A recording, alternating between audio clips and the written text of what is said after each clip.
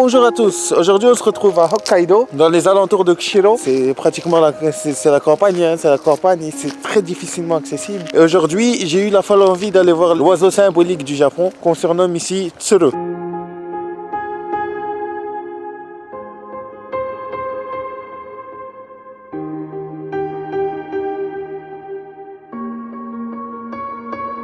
Faut savoir qu'en ce moment il fait moins 15 quand même, il y a une période d'hiver.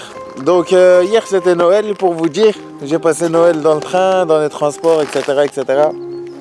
Aujourd'hui on va aller voir les Tsuru qui se trouvent à Tsuruimura, le village de Tsuru, pas loin de Kushiro, et qui est accessible directement en transport en commun. Et voilà, ça prend pas mal de temps pour arriver jusque là-bas. Et sinon il fait super froid. Si vous prévoyez de voyager à Hokkaido en hiver, voilà, prévoyez des gros vêtements, des bonnes pompes parce qu'il fait froid partout. Il faut savoir que les transports en commun à Hokkaido c'est assez ghetto. Donc si vous ratez votre train, vous êtes un peu dans la merde ou vous allez devoir patienter 2-3 heures sur place. Donc essayez de prévoir un maximum. C'est les seuls conseils que je peux vous donner parce que c'est les conseils qu'on m'a donné à moi aussi.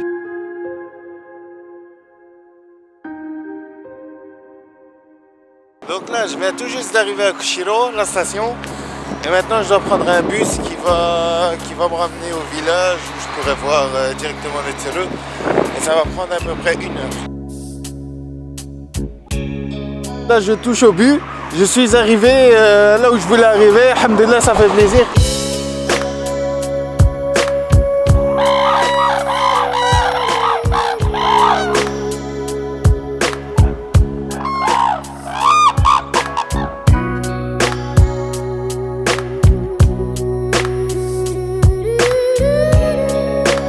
En fait, ces grues sont le symbole du Japon et d'une espèce protégée. Forcément, vu qu'il n'y en a pas partout, il n'y en a pas beaucoup, on peut les voir principalement à Hokkaido, dans la région de Kushiro. Et il y en a un peu partout, hein. Il y en a qui viennent, il y en a qui repartent, et on peut les voir s'envoler, on peut les voir arriver, on peut les voir gueuler, comme là maintenant, leur fameux cri de guerre. Apou, apou.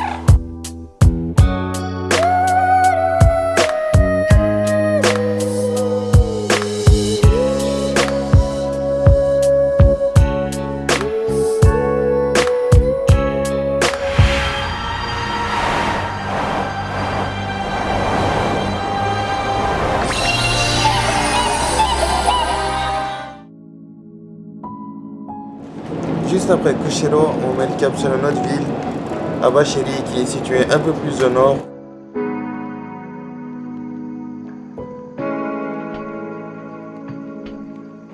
Donc là, en ce moment, je suis tout seul dans le train qui se dirige vers Abashiri.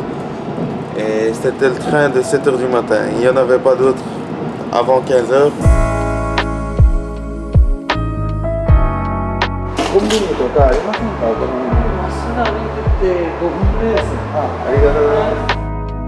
Aujourd'hui on se retrouve dans la ville de Abashiri qui est située à peu près au nord de Hokkaido. Et ici il fait super froid. On peut voir que la neige est tombée il y a pas très longtemps. Et que dehors c'est carrément une patinoire. On a l'impression d'être à patinoire Poséidon. Pour ceux qui savent, les anciens, c'est le patinoire à BX. Et là moi je viens d'arriver depuis Kushiro, une ville qui est située un peu plus au sud. Et j'ai la dalle. J'ai super la dalle. Pas croire derrière moi, on se croit en après-midi, mais il est que 9 h du matin. Donc j'ai pris le train, le seul train qu'il y avait le matin à 7 h, qui m'a jeté à Abashiri. Je suis arrivé à 9 h 22, précisément, pour ceux qui veulent savoir les détails. Et là je suis en train de chercher un coin où bouffer.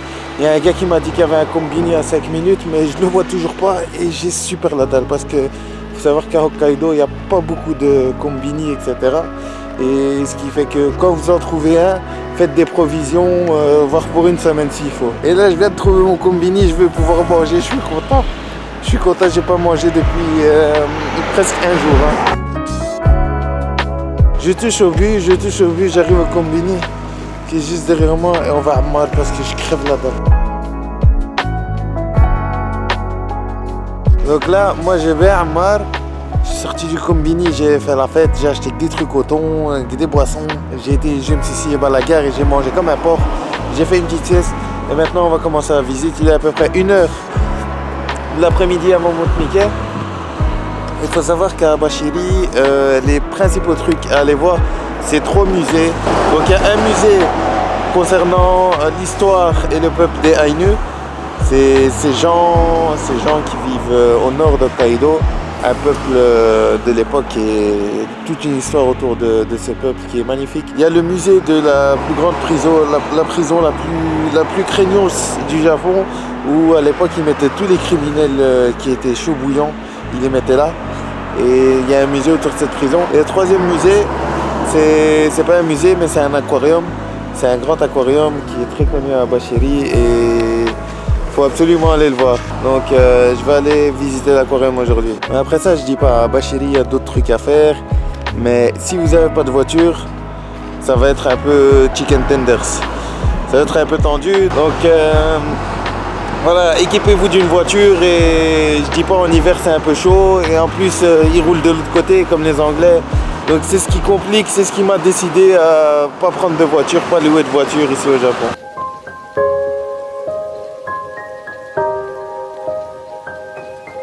Alors pour monter jusqu'au musée, c'est vraiment un truc qu'on peut faire à pied sans forcément prendre le bus parce que le bus met environ un quart d'heure à y arriver. Donc à pied ça doit faire à peu près 3 quarts d'heure. Mais le truc c'est que c'est vraiment une montée et par temps de neige, c'est vraiment difficile d'y accéder sans bus. Et les 3 musées sont situés les uns après les autres. Tout en haut, il y a le musée de Aïnu. Ensuite, il y a l'aquarium. Et ensuite, quand on descend plus bas, il y a le musée de la prison. On peut faire 1, 2, 3 si on se réveille assez tôt et qu'on a le bus. Parce que la région est mal desservie en bus et vous avez un bus ici tous les 2-3 heures. Ce qui fait que si vous n'avez pas le dernier bus pour rentrer à la gare, vous êtes dans la merde. Je pénètre dans l'aquarium, tout double vêtu. C'est magnifique. On se croirait dans l'Atlantide.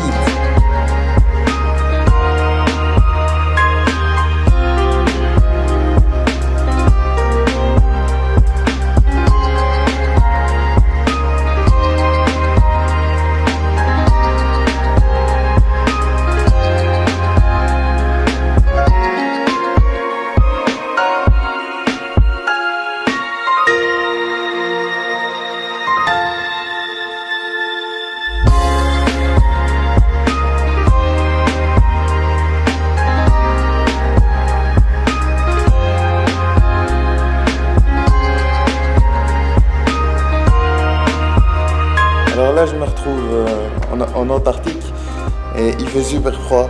Vous pouvez voir tout plein de glaciers éternels derrière moi. Et il caille, il fait moins 15,5 pour vous dire les gars.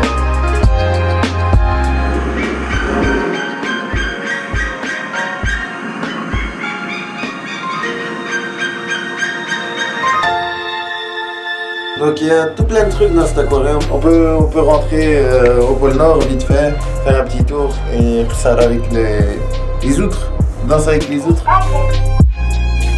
Quand on monte tout en haut du bâtiment, on a accès à l'observatoire qui nous donne une vue magnifique. Putain, c'est trop beau sur Abashiri et ses alentours. Wallah, l'Adim, c'est super beau les gars.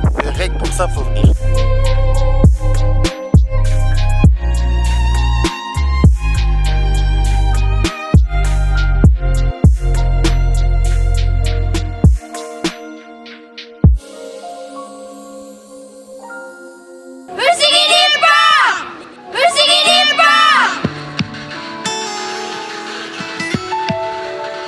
Là je suis dans les montagnes d'Abashiri, on peut voir un magnifique paysage derrière moi, tout est recouvert de neige, c'est magnifique.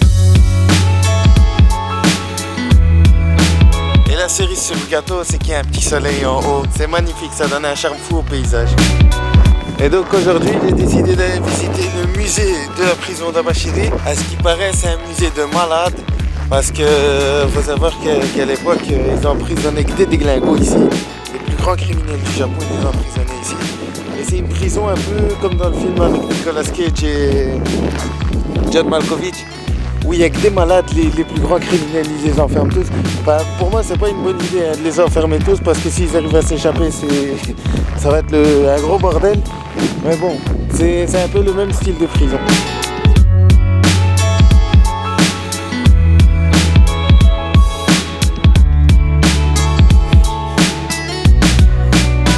regarde ici à ma gauche, je le voyais depuis l'entrée, je me dis non, ça peut pas être un mec, un être humain, parce qu'il fait moins 15 hein, quand même aujourd'hui. Et je vois le mec qui bouge pas, je me dis non, c'est pas possible. Jusqu'à ce que je m'approche et je vois que c'est un mannequin, hein.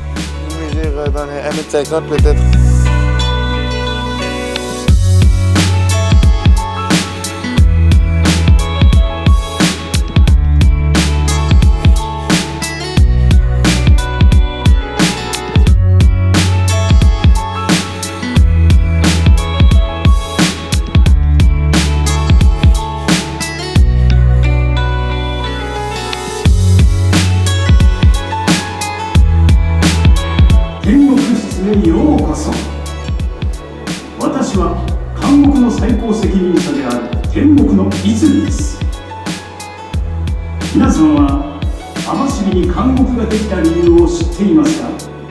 Donc cette première partie du musée est super intéressante.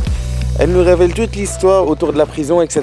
Il faut savoir que la prison, il y a une première prison à Bachiri qui a été construite en 1868, si je me souviens bien.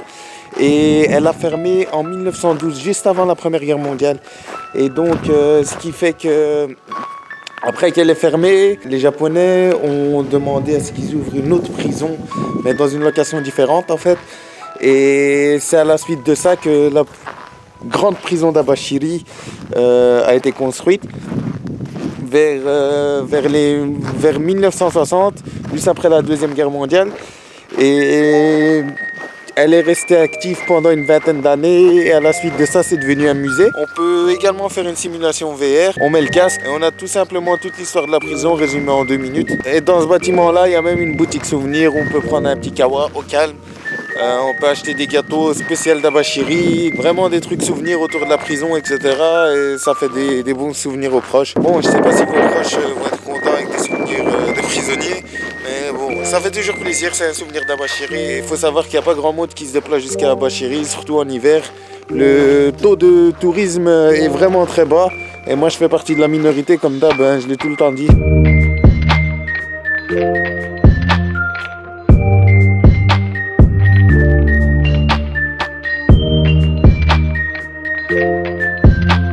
Alors, il faut savoir que dans les musées en général, que ce soit au Japon ou ailleurs, c'est interdit de filmer, de faire des photos, etc. Mais bizarrement, les musées qui sont situés à Bachiri, on peut filmer, on peut prendre des photos à l'intérieur. Il y a certains endroits qu'on ne peut pas filmer, et ça, bien sûr, je ne les montre pas, je respecte un maximum. Mais bizarrement, on peut filmer, on peut prendre des photos, je trouve ça génial.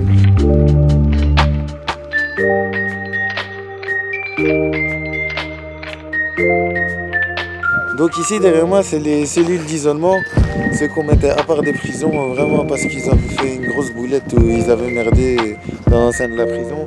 Et c'est ce qu'on appelle le trou chez nous plus communément au jour d'aujourd'hui. Il faut savoir que les gens qui étaient mis au trou étaient privés de liberté forcément pendant 7 jours.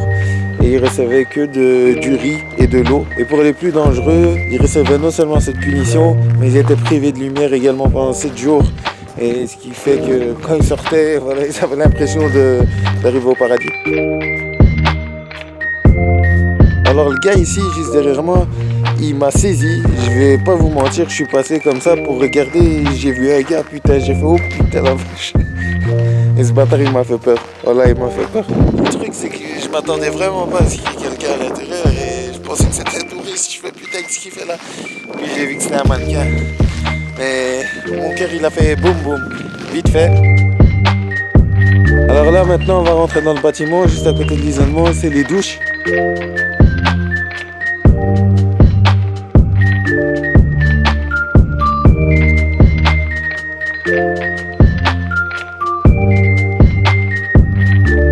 Donc apparemment les prisonniers se baignaient tous en même temps dans un petit truc qui faisait 2 mètres carrés. Et ils étaient surveillés par un Tunisien, un garde tunisien, qui avait une grosse moustache.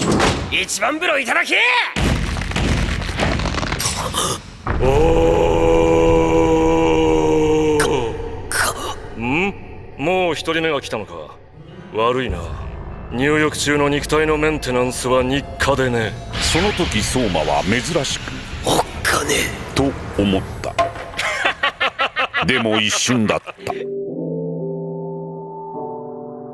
Donc là, on rentre dans la prison principale qui a été construite après que l'ancienne prison a été brûlée, pour rectifier ce que j'avais dit auparavant.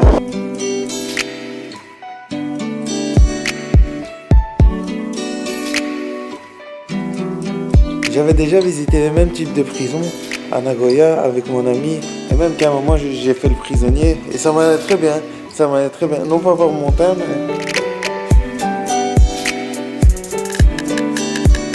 Alors ce genre d'endroit, autant à deux c'est stylé, parce qu'on peut visiter, on peut prendre de super photos, mais autant tout seul ça fait flipper, parce que bon, il n'y a pas grand monde dans les couloirs, et ce genre d'endroit c'est un peu malsain, avec les mannequins et tout, moi ça me fait péfly. Chaque fois que je vois un mannequin dans une des cellules, ça me saisit un peu. Et bon, pour des raisons intramuros, hein, ce genre d'endroit, vaut mieux pas y aller tout seul quand c'est trop calme, c'est qu'il y a une couille quelque part.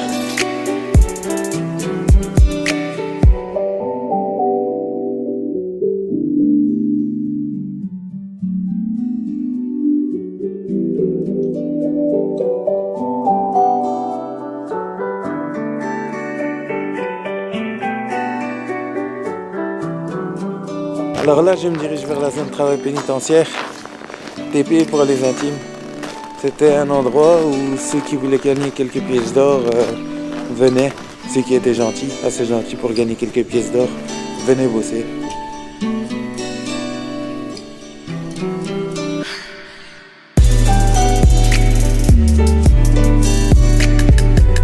Après, il y a aussi un bâtiment qui vous fait découvrir les prisons de maintenant au Japon, pour que vous ayez un petit contraste avec ceux de l'époque. Et mine de rien, il faut dire que les prisonniers au Japon ont quand même un petit confort. Hein. Bon, c'est pas cool d'être prisonnier forcément, mais on peut voir comment sont les cellules. Ils ont des tatamis, etc. Une petite télé, une table. Après, l'expression « tu chies pas ou tu dors » perd tout son sens. C'est le seul point négatif que j'ai vu en tout cas. Donc on termine cette visite de Abashiri en visitant le troisième musée, le troisième et dernier musée, le musée du peuple des Ainu. Il faut savoir que ce sont des gens qui habitent dans le nord de Hokkaido, et c'est un peuple qui existait à l'époque, qui existe toujours, hein, mais en minorité.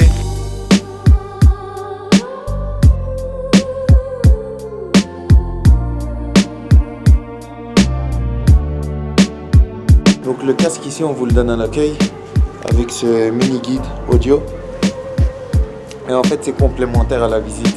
À chaque endroit vous avez un casque avec un numéro. Et il suffit de mettre play par rapport au guide que vous allez pouvoir écouter l'histoire en direct live.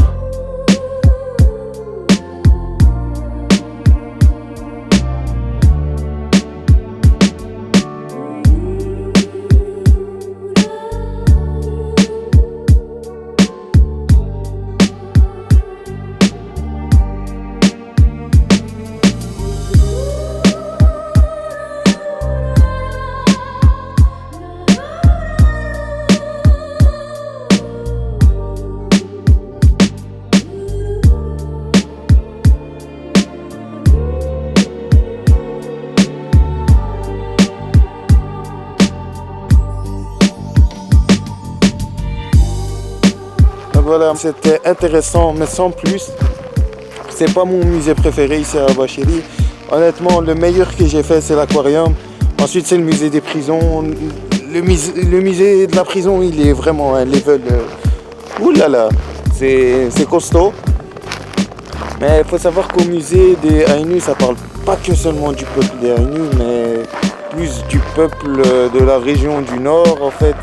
Les Inuits, par exemple, au Canada, en Alaska, de tous les gens qui vivent de cette manière, un peu sauvage, si je peux dire ça comme ça, sans vouloir les insulter. Et voilà, j'espère que vous avez apprécié cette visite d'Abashiri en mode hiver. Et n'hésitez pas à y faire un tour, comme je vous ai dit. Hein. Sur ce, merci d'avoir regardé la vidéo. N'oubliez pas de vous abonner.